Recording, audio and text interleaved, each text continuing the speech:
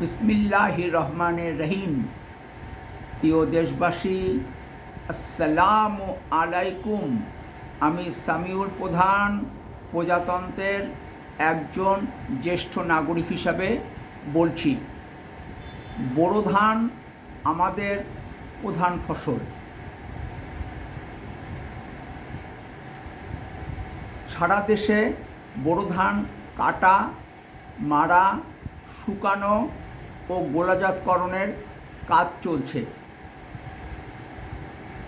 প্রচুর বৃষ্টিপাত হওয়ার কারণে নিচু জমির ধান তলিয়ে গেছে এবং ওই ধান থেকে চারা গাছ বের হচ্ছে। রোদ না থাকায় কাটা ও মারা ধান ঘরে স্তূপ আকারে রাখতে হচ্ছে। ওই ধানে ভাপ উঠছে। কৃষক ধান হাঁকাহাঁকি করছে যাতে একটু বাতাস লেগে ধানটা ভালো থাকে। ধান নষ্ট হতে পারে, তামড়ি হয়ে যেতে পারে। এই আশঙ্কা থেকে কৃষক গঞ্জের হাটে 750 টাকা থেকে 800 টাকা দরে ধান বিক্রি করতে বাধ্য হচ্ছে। এর ফলে লাভবান হচ্ছে অটো চালকল মালিক ও আড়তদার। কৃষক আজ যে দামে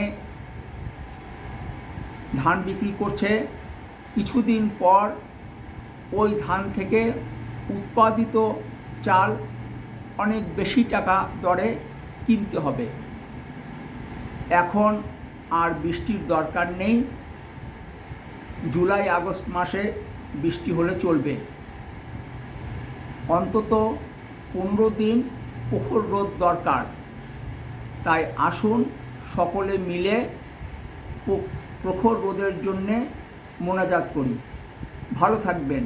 সম্ভব হলে দেশ পরিচালনার নীতি ও পদ্ধতির পরিবর্তন নিয়ে কথা বলতে রাজনীতির আড্ডাখানা বলে পরিচিত রহমতের আব্বানা ও রুম্মানে বেড়াতে আসবেন। ফিয়ামানিল্লাহ। আল্লাহ হাফেজ। বাংলাদেশ জিন্দাবাদ।